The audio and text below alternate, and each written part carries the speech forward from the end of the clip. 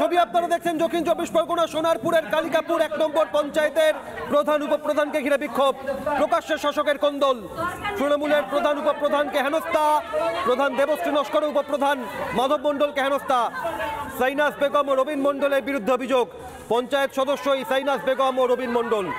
সোনারপুরের কালিকাপুর 1 নম্বর পঞ্চায়েতের ছবি দেখছেন আপনারা, প্রধান উপপ্রধানকে ঘিরে বিক্ষোভ তৃণমূলেরই পঞ্চায়েত সদস্যার। এই ঘটনায় পঞ্চায়েত প্রধান, পঞ্চায়েতের উপপ্রধান তারা কি অভিযোগ করছেন দেখুন। সাইনাজ বেগম বলে এক মেম্বার, সে এসে আমাকে বলছে যে মিঠুকে কিভাবে নেওয়া হয়েছে। আমি বললাম আমি এই ব্যাপারটা জানি না, কিভাবে নেওয়া হয়েছে সেটা প্রতিমা ভালো বলতে পারবে, প্রতিমাকে জিজ্ঞাসা করো।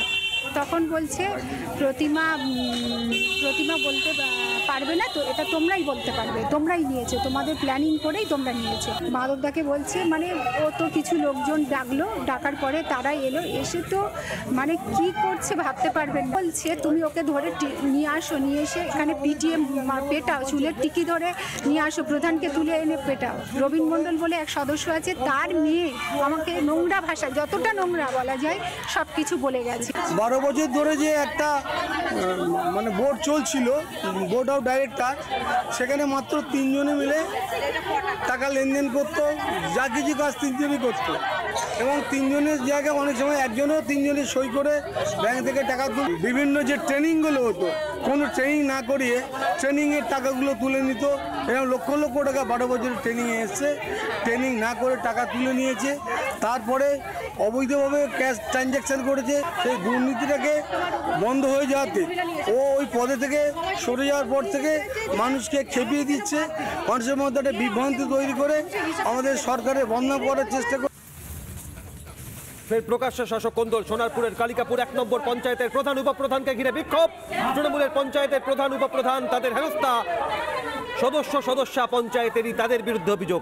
এই ঘটনায় যার বিরুদ্ধে অভিযোগ পঞ্চায়েত সদস্য সাইনাজ খাতুন বেগম আর একই সঙ্গে বিজেপি নেতা মনোরঞ্জন জোয়ারদার, তারা কি বলছেন দেখুন।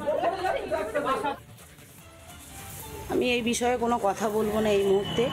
আমি ঊর্ধ্বতন কর্তৃপক্ষকে জানিয়েছি, আমার নেতৃত্ববর্গ জানে, আমরা নিজেদের মধ্যে আগে দেখি, এই সম্বন্ধে আমি এই মুহূর্তে কোনো রিপোর্ট দেব না।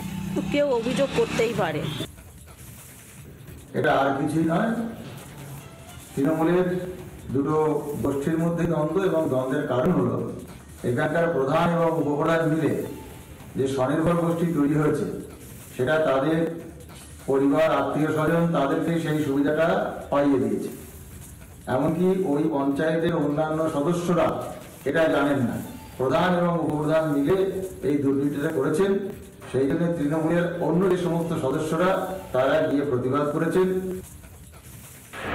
নানা ধরনের কন্টেন্ট দেখার জন্য লাইক করুন, শেয়ার করুন আমাদের ফেসবুক পেজ, সাবস্ক্রাইব করুন আমাদের ইউটিউব চ্যানেল। পাশাপাশি অন্যান্য ব্রেকিং নিউজের জন্য অবশ্যই চোখ রাখুন রিপাবলিক বাংলায়।